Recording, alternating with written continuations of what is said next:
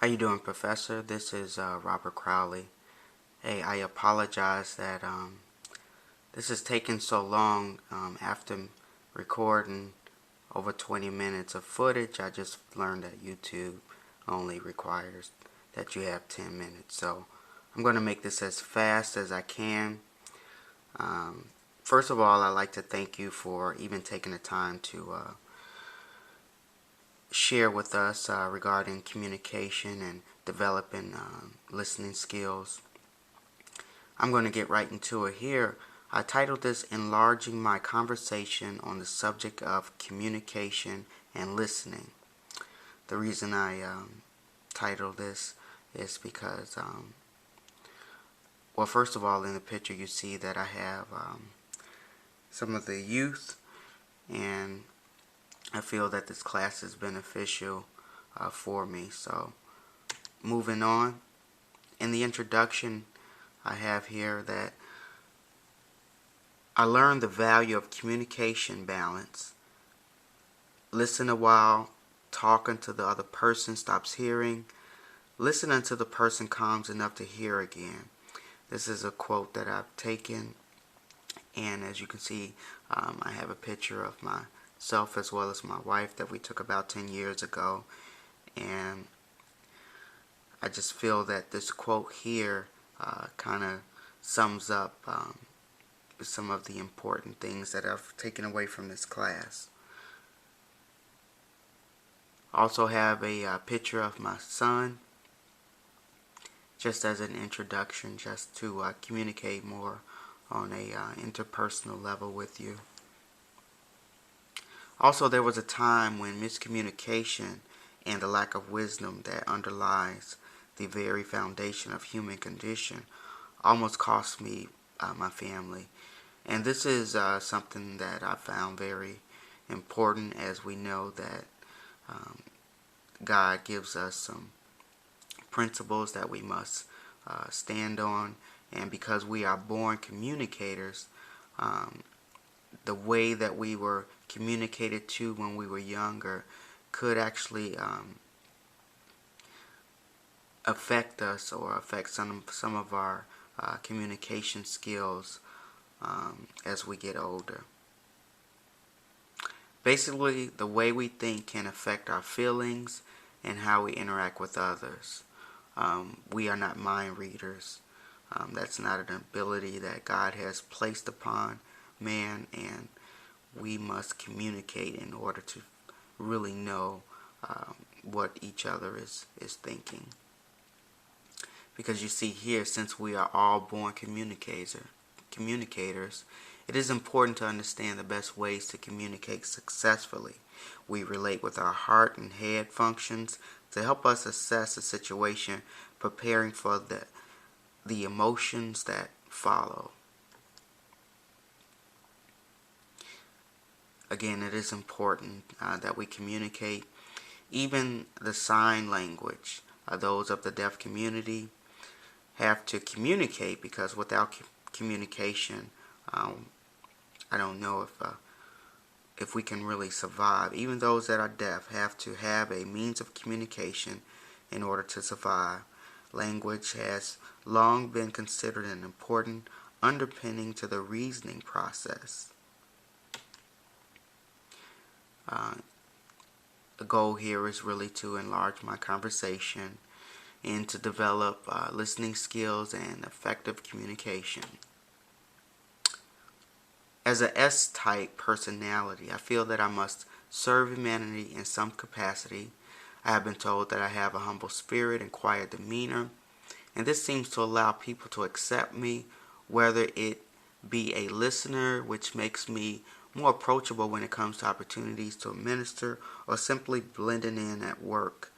I do often feel misjudged, as I find it challenging to open myself up to people outside of my circle. Barriers. Empathetic advice, asking questions, and critical response. Knowing what to say is the key to unlocking some of those barriers. And here I just kind of broke down a few of them. Empathetic, being non-judgmental. advice, really encouraging godly advice, asking questions, seeking clarity, making sure that I don't make any false assumptions, and avoiding bad judgment.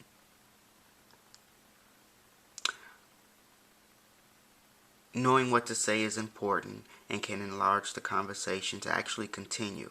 People are more interested in telling their story than hearing mine. This is a quote that I've taken away from Peterson because I felt that was a very important piece, as he seemed to tap into something that allowed him to make friends. Illinois. We're talking about noise. I'm from Chicago, so I decided that this slot was appropriate. Of course, I'm not ignoring you. As a student, finding quiet time to study is important, as I am one who needs to concentrate with no distractions. You're talking about some of those noises that can both internal and external, that can kind of prevent us from being good listeners. Listening is an important precondition for successful learning, and the acoustic conditions under which instruction takes place play a major role in learning facilitation.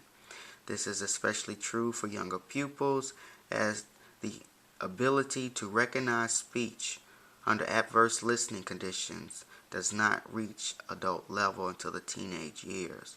Consequently, the issue of classroom acoustics has gained much interest in recent years. So just finding the time to really understand how to be an effective listener. When engaged in conversations, your body language can tell a person if you're truly listening. As you can see here from this slide, we have a few things going on, and no one seems to be truly communicating effectively. And of course, there are some less obvious, like a human trying to communicate with this fish. As you can see, there's this huge fish sitting there, and the barrier between them is the water. And of course, it would be kind of ridiculous to try to talk to our food. How we position ourselves physically while engaged in a conversation will tell the listener if it is okay to disclose themselves, perhaps going deeper.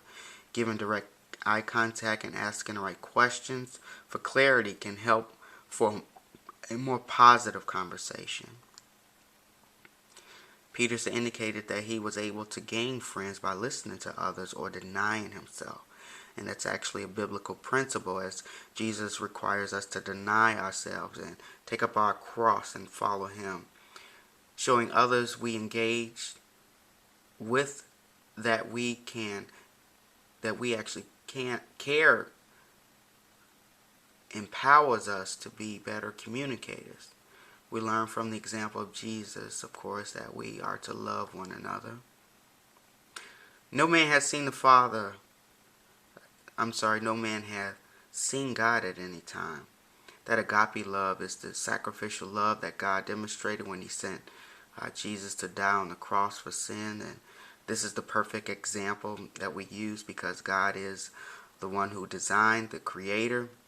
And just like if we were to purchase a new vehicle, in that glove compartment they have a manual, and we know that we use the Word of God as the manual in order to truly understand this life. And we are born to communicate.